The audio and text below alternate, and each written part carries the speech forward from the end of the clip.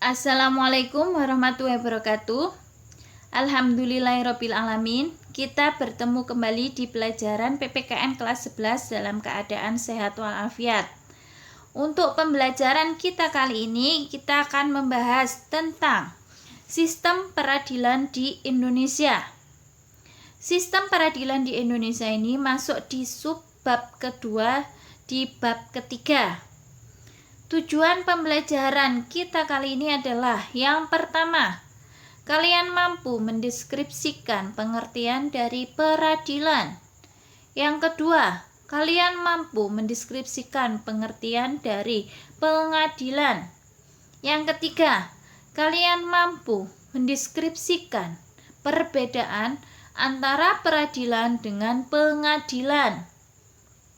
Dan yang keempat, kalian mampu mendeskripsikan wewenang, fungsi, dan peran dari pengadilan negeri, pengadilan tinggi, dan kasasi.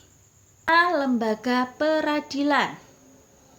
Lembaga peradilan itu merupakan wahana bagi setiap rakyat untuk mencari keadilan demi mendapatkan haknya sesuai dengan ketentuan hukum yang berlaku.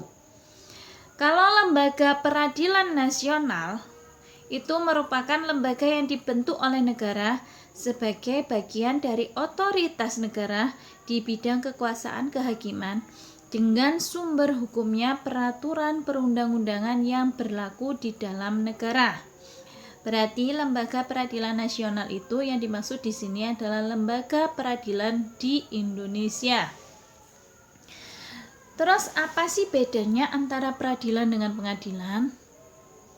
Kalau peradilan itu lebih menunjukkan pada proses mengadili perkara sesuai dengan kategori perkara yang telah diselesaikan.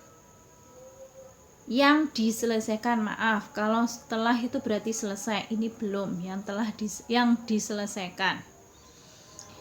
Sedangkan pengadilan itu merupakan tempat untuk melaksanakan proses peradilan guna menegakkan hukum. Berarti peradilan itu proses mengadilinya, kalau pengadilan itu tempatnya. Ya, jelas berbeda ya. Itu bedanya. Kalau pengadilan itu tempatnya, kalau peradilan itu proses mengadili. Di sini dasar hukum lembaga peradilan itu bermacam-macam, ada banyak sekali. Tapi yang saya tampilkan di sini cukup ada 2 saja. Nanti sisanya kalian coba lihat di bukunya masing-masing. Dasar hukum dari lembaga peradilan yang pertama itu Pancasila, terutama sila kelima, yaitu keadilan sosial bagi seluruh rakyat Indonesia.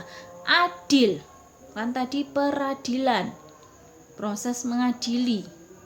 Yang kedua, Undang-Undang Dasar Negara Republik Indonesia tahun 1945 bab 9 pasal 24 yang ayat 1 menyebutkan bahwa kekuasaan kehakiman dilakukan oleh sebuah mahkamah agung dan badan peradilan yang berada di bawahnya dalam lingkungan peradilan umum, lingkungan peradilan agama, lingkungan peradilan militer, lingkungan peradilan tata usaha negara, dan oleh sebuah mahkamah konstitusi.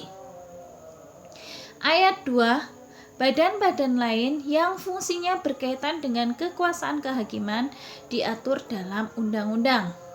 Untuk dasar hukum yang lain, silakan kalian buka bukunya di subbab yang kedua tentang dasar hukum lembaga peradilan.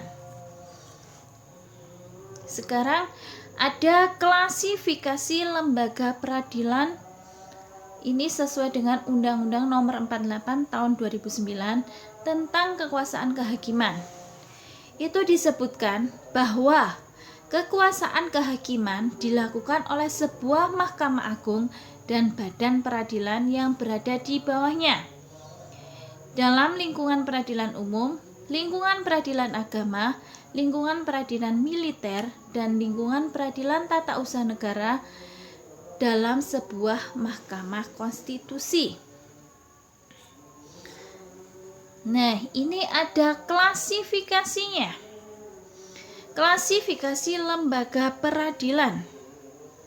Pembagiannya, lembaga peradilan yang di bawah Mahkamah Agung itu ada peradilan umum, ada peradilan agama, ada peradilan militer, ada peradilan tata usaha negara.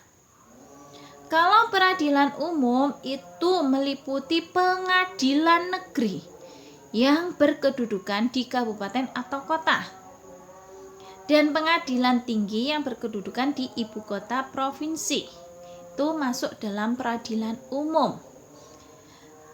Kalau peradilan agama itu meliputi pengadilan agama yang berkedudukan di kabupaten atau kota, dan pengadilan tinggi agama yang berkedudukan di ibu kota provinsi. Peradilan militer. Pengadilan militer itu meliputi pengadilan militer, pengadilan militer tinggi, pengadilan militer utama, pengadilan militer pertempuran.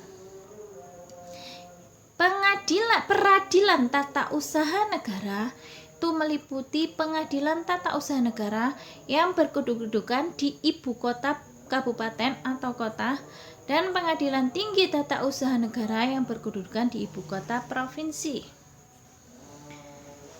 Kalau tingkatan lembaga peradilan sesuai dengan peran dan fungsinya, lembaga peradilan itu ditempatkan secara hierarki atau bertingkat yang meliputi, kalau pengadilan tingkat pertama itu dinamakan pengadilan negeri.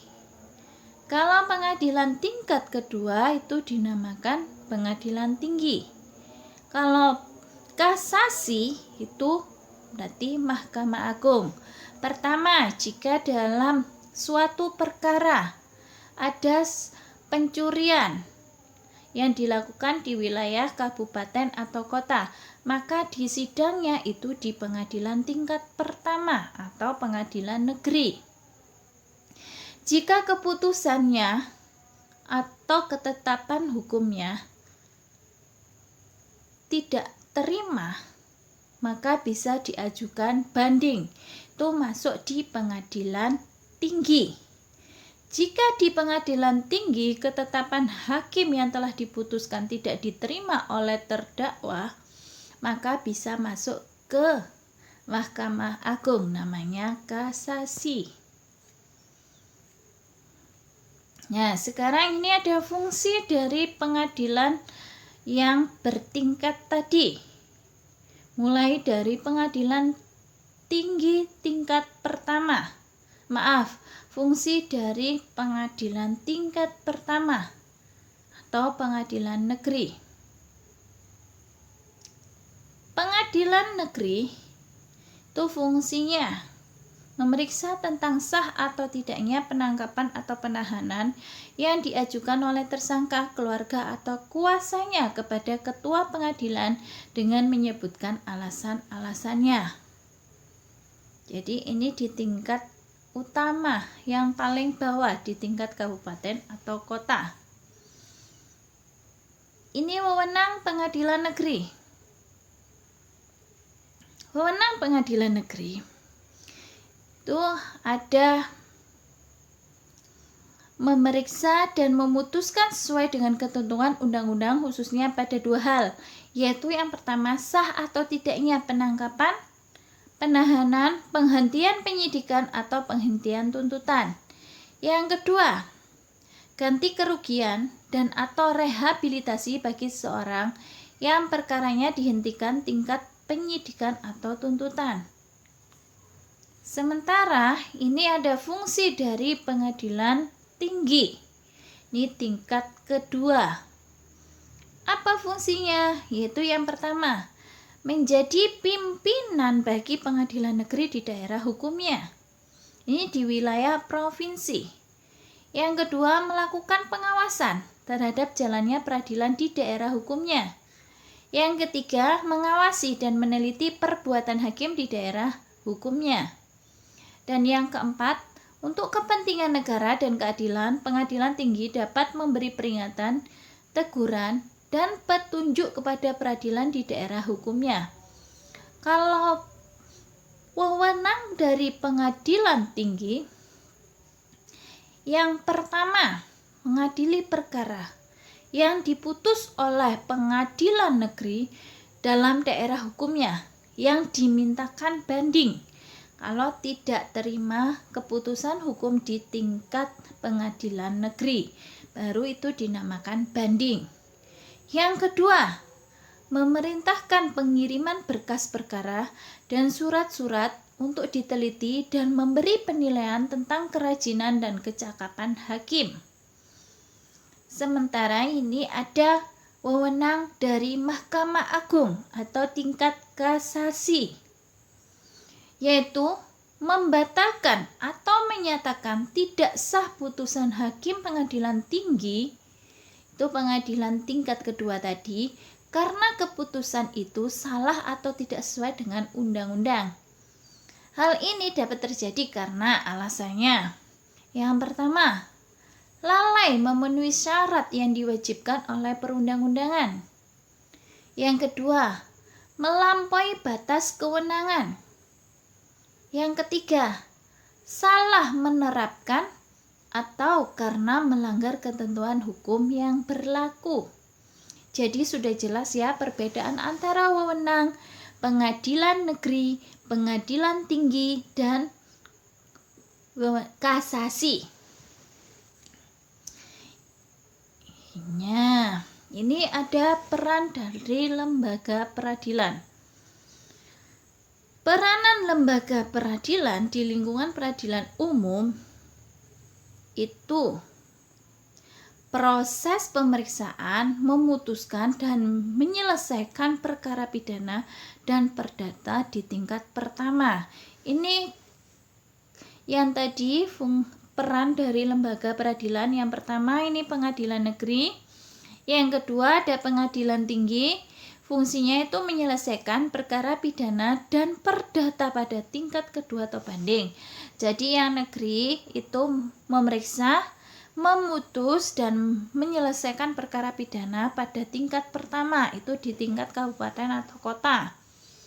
Kemudian kalau pengadilan tinggi itu perannya menyelesaikan perkara pidana dan perdata pada tingkat kedua atau banding.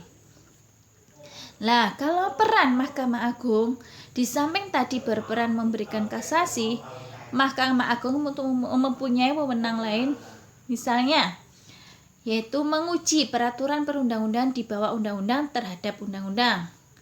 Yang kedua, kewenangan lainnya yang diberikan undang-undang seperti memberikan pertimbangan hukum kepada Presiden dalam permohonan gerasi dan rehabilitasi.